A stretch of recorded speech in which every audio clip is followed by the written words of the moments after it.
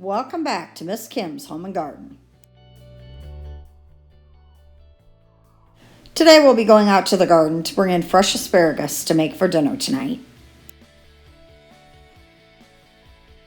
I started my asparagus with crowns, and I planted these about 5 years ago, and I continuously add crowns every spring. Technically, you're supposed to wait 3 years before you harvest your asparagus. I planted mine 5 years ago, and after the second season, I actually harvested some of my asparagus. And remember, when you're harvesting, only harvest the ones that are thicker than a pencil. I add fresh compost in the spring to my asparagus bed, and then I will add mulch to it after the harvest. Okay, I've picked my asparagus, and I brought it in, and it's now ready to clean. You'll just bend them and they'll snap off at the ends like this, and the stem will naturally break off where the tough woody part ends and the tender stem begins, and then just rinse under cold water.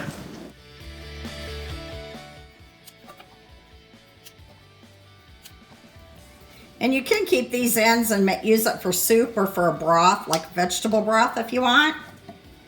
Or it can go into the compost pile out in the garden beds. Remember, you can continuously harvest your asparagus all the way up until July 1st.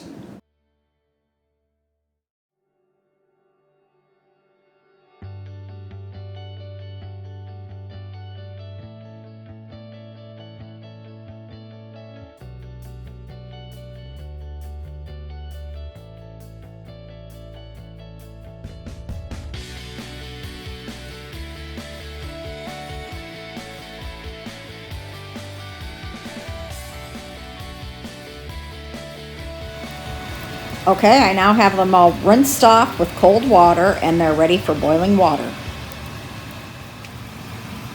I'm adding a little sea salt to the boiling water. I'm using tongs to add the asparagus to the boiling water. I will now let this come to a boil. I will now let this boil for 3 minutes, and then I will drain the water from the asparagus. I sauteed them in the pan for about 2 minutes.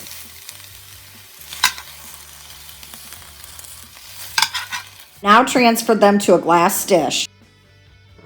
I am now drizzling them with a 10-year-old balsamic vinegar. I'm so happy I harvested the asparagus before the snow came. I hope you've been inspired to grow asparagus. Thanks for watching. See you in the next video.